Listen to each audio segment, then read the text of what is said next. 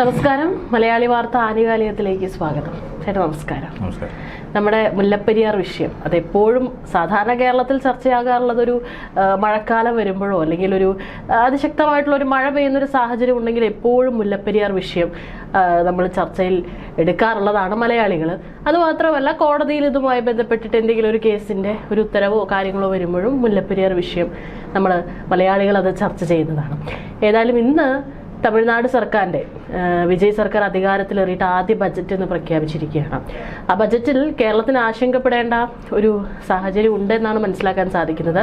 മറ്റൊന്നല്ല, മുല്ലപ്പെരിയാർ അവിടെ വെള്ളത്തിൻ്റെ അടി അത് ഉയർത്തും എന്നുള്ള ഒരു പ്രഖ്യാപനമാണ് ബജറ്റിൽ പറഞ്ഞിരിക്കുന്നത്. സാധാരണ 136 അടിയാണ് അവിടുത്തെ ഒരു റൂൾ കർവ് എന്ന് പറയുന്നത്. ഇപ്പോൾ നിലവിൽ ഇന്ന് 121 അടിയാണ് മുല്ലപ്പെരിയാറിലെ റൂൾ കർവ്. അല്ല, എത്ര അടി വെള്ളമാണ് ഉയർന്നിരിക്കുന്നത്. ഇന്ന് ബജറ്റിൽ പറഞ്ഞിരിക്കുന്നത് അത് 142 അടി ഉയർത്തുമെന്നാണ് തമിഴ്നാട് സർക്കാർ ഇന്ന് ബജറ്റിൽ പറഞ്ഞിരിക്കുന്നത്.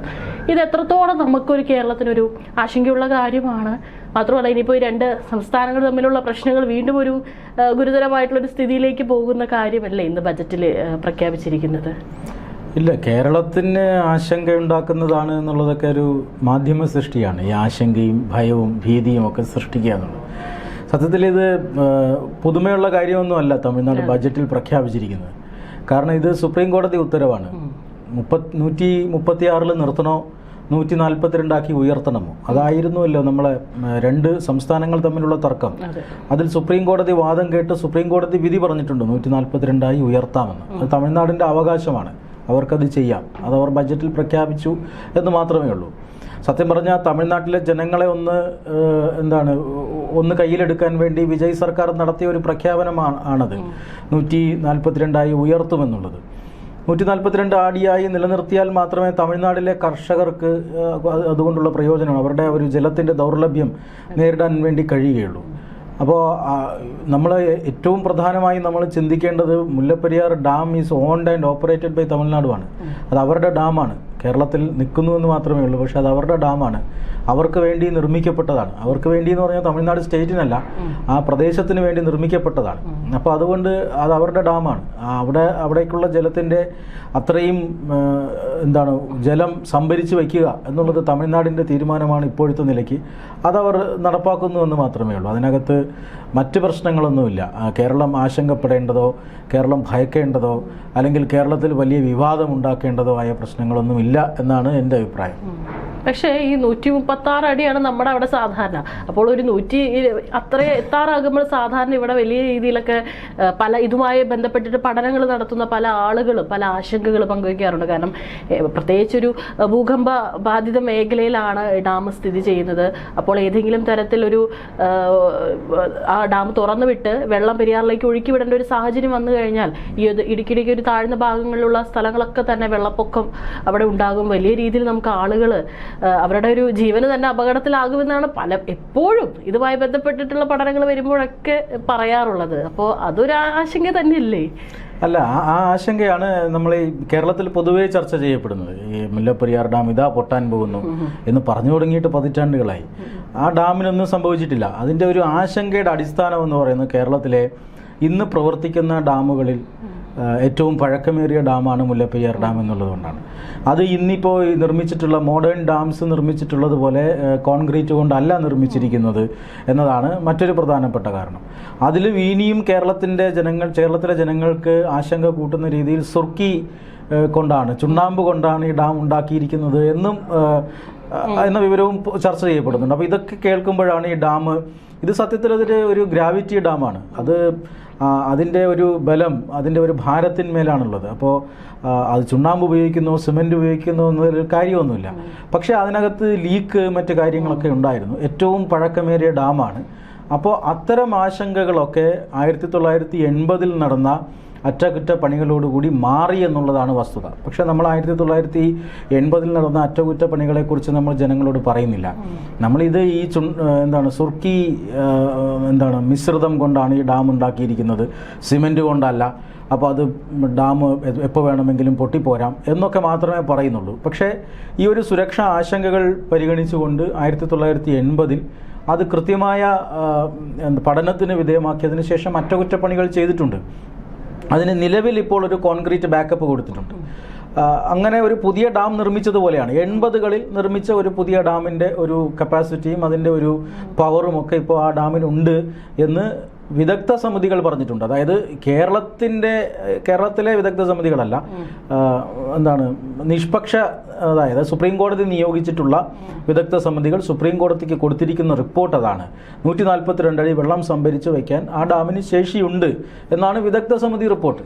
അത് കണ്ടിട്ടാണ് സുപ്രീം കോടതി 142 അടി വരെ ആകാം എന്ന് പറഞ്ഞിരിക്കുന്നത്.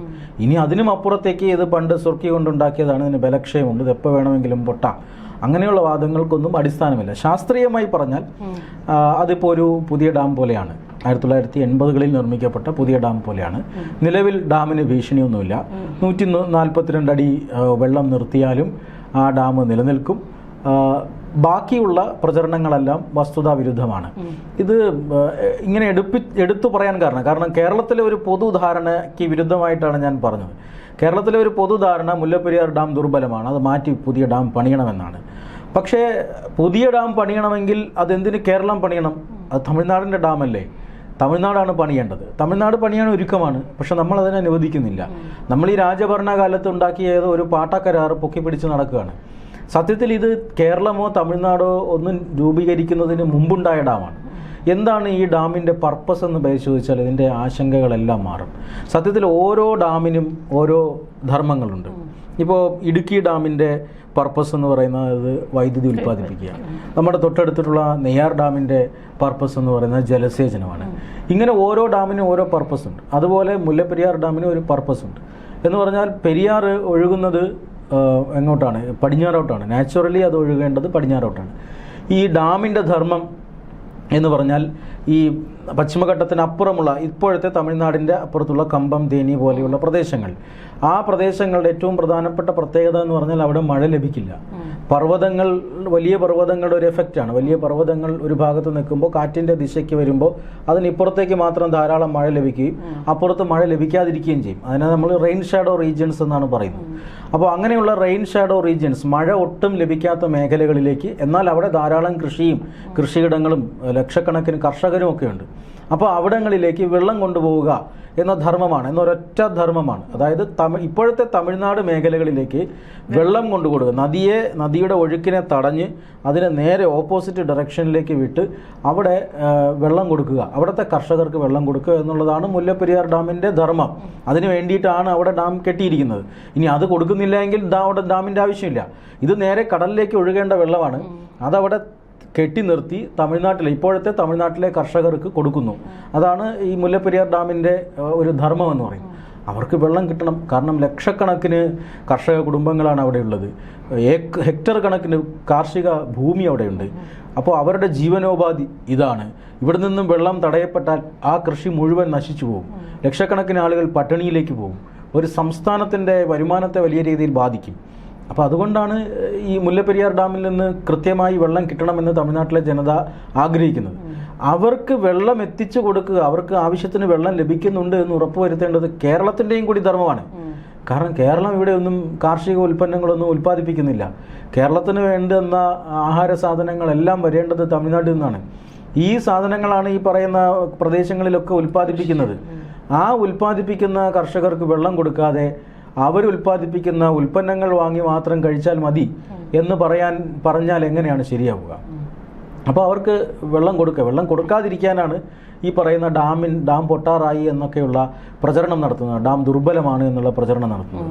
ശാസ്ത്രീയമായി തമിഴ്നാട് അത് തെളിയിച്ചിട്ടുണ്ട്, ഡാം ദുർബലമല്ല. അതിപ്പോൾ പതിറ്റാണ്ടുകളായിട്ടുള്ള ഒരു തർക്കമാണ്. പക്ഷെ എന്നിരുന്നാലും ഈ സുപ്രീം കോടതിയിലൊക്കെ എത്തുമ്പോൾ കേരളത്തിനൊക്കെ വലിയ തിരിച്ചടിയാണ്. കാരണം ഇനിയിപ്പോൾ അത് ഈ മാറി മാറി വരുന്ന സർക്കാരുകളുടെ ഒരു പ്രശ്നമാണോ എന്നറിയില്ല. കാരണം എപ്പോഴും തമിഴ്നാട് ഈ ഒരു വിഷയത്തിൽ എപ്പോഴും നല്ലൊരു വിദഗ്ധ സമിതിയെ തന്നെയാണ് എപ്പോഴും ഇതിനെക്കുറിച്ച് പഠിക്കാനും ഒക്കെ ഏൽപ്പിക്കാറ്. പക്ഷെ കേരളം ഈ പറഞ്ഞതുപോലെ ഈ ആശങ്ക പരത്തുന്നുണ്ട്. ഒപ്പം പക്ഷെ ഒരു നല്ലൊരു വിദഗ്ധ സമിതി ഇല്ലാത്തതിന്റെയാണ് ഈ മാറി മാറി നമ്മൾ ഈ സുപ്രീം കോടതിയിൽ ഇതുമായി ബന്ധപ്പെട്ടുള്ള ഹർജികളൊക്കെ നമുക്ക് കേരളത്തിന് ഒരു തിരിച്ചടിയാകുന്നത്.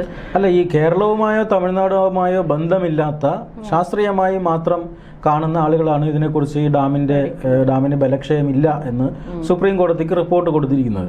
കേരളം ആസ്ഥാനമായി പ്രവർത്തിക്കുന്നവർ ഡാമിന് ബലക്ഷയമുണ്ടെന്നും തമിഴ്നാട് ആസ്ഥാനമായി പ്രവർത്തിക്കുന്നവർ ഡാമിന് ബലക്ഷയമില്ലെന്നും പറയും. അപ്പോൾ അത് നമ്മൾ പരിഗണിക്കേണ്ട കാര്യമില്ല. പക്ഷേ ഇതിനകത്ത് പല നിക്ഷിപ്ത താല്പര്യങ്ങളുമുണ്ട്. കാരണം ആ ഡാം അവിടെ ആ പ്രദേശത്തോടുകൂടി ആ പ്രദേശത്ത് ഇത്രയധികം വെള്ളം പൊങ്ങുകയും ഈ 142 അടി ആവുമ്പോൾ കുറച്ചധികം കാച്ച്മെന്റ് ഏരിയ വരും. പല ആളുകളും ആ പ്രദേശത്ത് കുന്നിൻ ചെരുവുകളിലൊക്കെ ഭൂമി കയ്യേറി വെച്ചിട്ടുണ്ട്. ഈ ഭൂമിയൊക്കെ വെള്ളത്തിനടിയിലായി പോകും. അപ്പോൾ അങ്ങനെയുള്ള പല നിക്ഷിപ്ത താല്പര്യങ്ങളും അതിനകത്തുണ്ട്. അപ്പോൾ അവരാണ് ഈ ഭൂമാഫിയയാണ് ഈ പറയുന്ന തെറ്റിദ്ധാരണ പരത്തുന്നതും അതുപോലെ തന്നെ പ്രകൃതി സ്നേഹികളെയും അത് പരിസ്ഥിതിവാദികളെയും ഒക്കെ കൂട്ടിയിണക്കിക്കൊണ്ട് ഇവിടെ വലിയ പ്രചരണം നടത്തുന്നത്. പക്ഷെ ആ വലിയ പ്രചരണങ്ങളെയും ഒരു സർക്കാർ തന്നെ മുന്നിട്ടിറങ്ങി നടത്തിയ നിയമ പോരാട്ടങ്ങൾ അതിനൊക്കെ തമിഴ്നാട് അതിജീവിച്ചില്ലേ? തമിഴ്നാട് എങ്ങനെയാണ് അതിജീവിക്കുന്നത്? അത് അവർ ഈ പറയുന്ന ലക്ഷക്കണക്കിന് കർഷക കുടുംബങ്ങളുടെ കഥ പറഞ്ഞിട്ടാണ്. അവർ ഈ പറയുന്നത് പോലെ വസ്തുതകളും ശാസ്ത്രീയതയും നിരത്തിക്കൊണ്ടാണ് സുപ്രീം കോടതിയിൽ നിന്ന് അനുകൂല വിധി വാങ്ങിച്ചിരിക്കുന്നത്. അപ്പോൾ നമ്മൾ ആ സുപ്രീം കോടതി വിധിയെ മാനിക്കണം. 80കളിൽ ഇവർ ഇത്രയും പണം കോടിക്കണക്കിന് രൂപ ചെലവാക്കി അവിടെ ഒരു പുതിയ ഡാം കെട്ടുന്നത് പോലെ അവ ഡാമിന് അറ്റകുറ്റപ്പണി നടത്തിയിട്ടുണ്ടെങ്കിൽ അവർക്കത് ഒരു നിശ്ചിത കാലം റൺ ചെയ്തു പോകാനുള്ള അവകാശമുണ്ട്. അത് കഴിഞ്ഞിട്ട് ഡാം സുരക്ഷയെ സംബന്ധിച്ച് നിരന്തരമായ നിരീക്ഷണം നടത്തുന്നുണ്ട്. ആ നിരീക്ഷണം എന്തെങ്കിലും തരത്തിലുള്ള പ്രശ്നങ്ങളുണ്ടെങ്കിൽ അതിൽ നമുക്ക് നേരത്തെ തന്നെ അറിയാൻ സാധിക്കും. അപ്പോൾ കേരളവും ഈ പറയുന്നത് പോലെ വസ്തുതാപരമായി ഈ ഡാമിൻ്റെ സുരക്ഷയെക്കുറിച്ച് ചിന്തിക്കുക, അല്ല അതിനകത്ത് നിക്ഷിപ്ത താല്പര്യം കലർത്താതിരിക്കുക. 2 സംസ്ഥാനങ്ങളാണ്, 2 രാജ്യങ്ങളല്ല എന്ന് ഓർക്കുക. ഏതായാലും ഇനിയിപ്പം ഇതൊന്നും വന്നിട്ടില്ല. കാരണം സാധാരണ ഒരു ഇത് കഴിഞ്ഞു കഴിഞ്ഞാൽ ഇവിടുത്തെ എന്തെങ്കിലും പ്രതികരണങ്ങൾ വരേണ്ടതാണ്. നിലവിൽ ഇതുവരെ ആരും പ്രതികരിച്ചിട്ടില്ല തോന്നുന്നു. എനിക്ക് തോന്നുന്നു മുല്ലപ്പെരിയാറിനെ കുറിച്ച് കേരളത്തിലെ ജനങ്ങൾക്ക് ഇപ്പോൾ ഏതാണ്ടൊക്കെ പിടികിട്ടിയിട്ടുണ്ട്. ഇല്ലെങ്കിൽ ഇതിനോടകം തന്നെ ഹർത്താൽ, മുദ്രാവാക്യം വിളി, ജാഥ ഇതൊക്കെ ഉണ്ടാവേണ്ടതാണ്. നമ്മുടെ സർക്കാരിന്റെ ഭാഗത്ത് നിന്ന് ചില രൂക്ഷമായ പ്രതികരണങ്ങളൊക്കെ ഉണ്ടാവേണ്ടതാണ്. എനിക്ക് തോന്നുന്നു 2016 ശേഷമാണ് സർക്കാർ അതിനകത്ത് ഒരു ആക്ടിവിസം ഉപേക്ഷിച്ചത്. 2016 പിണറായി വിജയൻ സർക്കാർ അധികാരത്തിൽ വന്നതിന് ശേഷം അങ്ങനെ ഈ മുല്ലപ്പെരിയാർ വിഷയത്തിൽ കടുംപിടുത്തം കാണിക്കാറില്ല. അപ്പോൾ അത് ഈ സർക്കാരും പിന്തുടരുന്നു എന്നാണ് ഞാൻ മനസ്സിലാക്കുന്നത്. കേരളത്തിലെ ജനങ്ങൾക്കും സർക്കാരിനും ഒക്കെ ഇതിൻ്റെ ഒരു ആവശ്യകത പിടികിട്ടിയിട്ടുണ്ട്. എന്തുകൊണ്ടാണ് തമിഴ്നാട് ഇതിനു വേണ്ടി വാദിക്കുന്നത്? അവരുടെ വെള്ളമില്ലാത്ത സ്ഥലത്തേക്ക് എന്തിനാണ് വെള്ളം എത്തിക്കുന്നതിനെ കുറിച്ചൊക്കെ കേരളത്തിലെ ജനങ്ങൾക്ക് നന്നായിട്ട് അറിയാം. കേരളത്തിലെ ഭക്ഷ്യസുരക്ഷ ഉറപ്പുവരുത്തുന്നതിനും ഈ ഒരു മുല്ലപ്പെരിയാർ ഡാമിലെ വെള്ളം അവർക്ക് കൊടുക്കേണ്ടത് അത്യാവശ്യമാണ്. പിന്നെ രാജഭരണകാലത്ത് ഉണ്ടാക്കിയ 999 ഇയേഴ്സിനുള്ള ഒരു 1000 വർഷത്തേക്കുള്ള ഒരു എഗ്രിമെൻ്റ് അതൊന്നുമല്ല നമ്മളിവിടെ ചർച്ച ചെയ്യേണ്ടത്. ആ എഗ്രിമെൻ്റ് അനുസരിച്ച് കിട്ടേണ്ടുന്ന തുക അതൊക്കെയാണ്. കേരളത്തിന് കിട്ടുന്ന തുക പോരെങ്കിൽ തമിഴ്നാടുമായി സംസാരിക്കുക. തുക കൂട്ടിത്തരുന്നതിനെക്കുറിച്ച് തമിഴ്നാട് സർക്കാരുമായി ചർച്ച നടത്തുക.